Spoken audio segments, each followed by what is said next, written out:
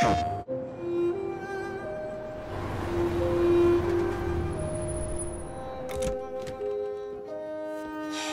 been gone for 2 weeks, so the place is a mess. You do the housework, the washing, you cook the meals. That's Alice. You look after her. Homework, bath, all that crap. Got it? Right away, Todd. Hi, my name is David Cage. I'm the writer and director of Detroit Become Human.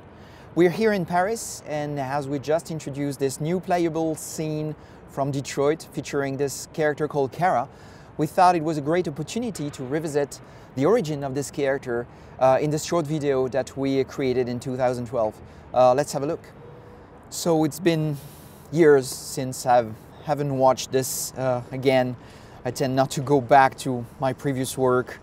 When it's done, but it's always a great pleasure to watch it again. Initially, this piece was just a tech demo. I mean, it's never been something we intended to become a game. It was a tech demo that I wrote very quickly because we wanted to see what kind of emotions would come across in our brand new real-time 3D engine that was running in real time on PlayStation 3. So I wrote very quickly the script, was not sure what I was doing exactly, just wanted to go through many different emotions in 4 or 5 minutes. So we started by casting this young actress called Valerie Curry. And I probably met dozens of actresses in LA, but when Valerie came in the room for the first time, I thought this woman has something special. I just hope that she's also a great actress. And actually she delivered the most impressive performance I've seen. And it's a very difficult piece because it's going from being a robot to being a human being, basically, and having emotions and being able to cry and all these things. Very challenging script, very difficult, and Valerie did an amazing job. So all these things with the robotic arms that you see moving around was another major challenge we had. My God, it was really something difficult, because actually we wanted the actress to be aware of the presence of these robotic arms, and so know where they were and be able to look at them and maybe push them back at some point, as we will see. So basically we had like 3 people on set faking the arms and just, you know, with this very precise choreography, just making sure that they were moving the right way at the right moment so she could react and push them back and look at them at the right moment in the right timing. So all this is perfectly choreographed, and it was a real nightmare to make, and I think the people who did it still remember it today. So one of the challenges we had was to play with this character, make her look human, but at the same time look like an android.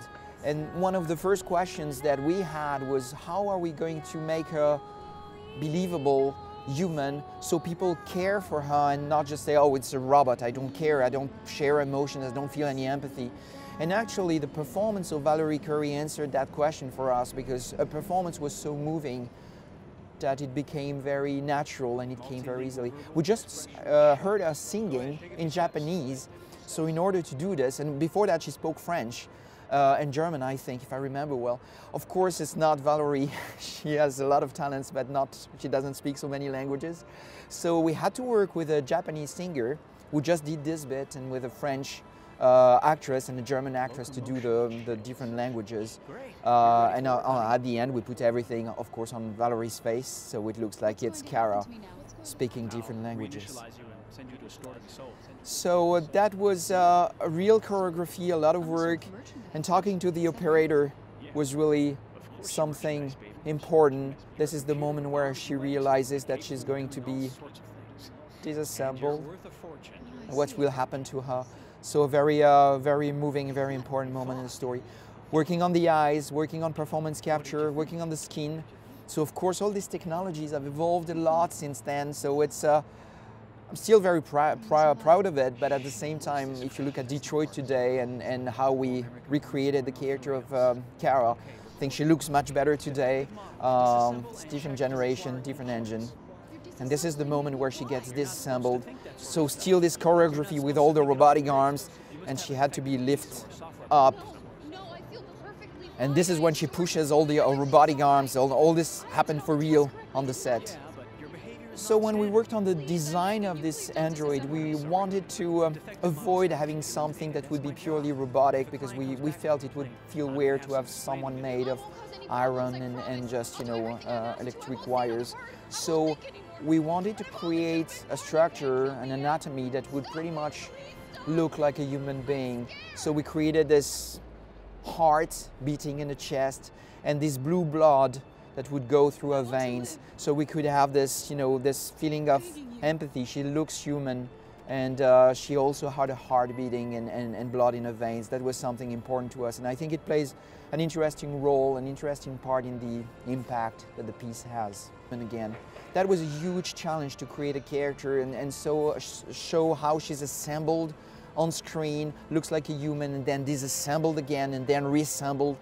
It was a challenge on a technical point of view with a real-time 3D engine, but it was also a challenge in matter of directing, because we wanted to find the right pacing. We didn't want the player, the user, to see it, to find it boring.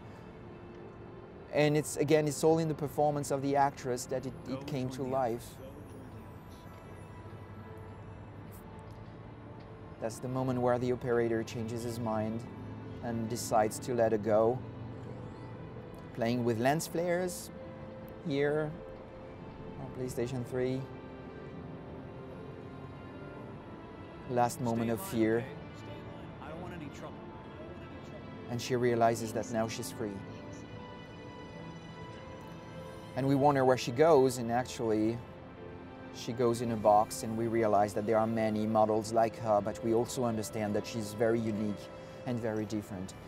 And of course, when she leaves the factory like this, we really wondered what will happen to her from this point. Where does she go? Where is this factory? Where is it in the world? What will happen to her? And this is the story that we try to tell in Detroit Become Human. Well, it was great watching this again after all these years, but Kara's journey now continue, and it's in Detroit Become Human on PlayStation 4. My name is Kara. I am one of them.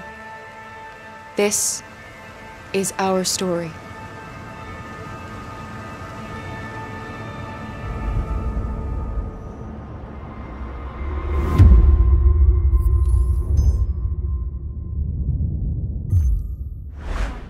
PlayStation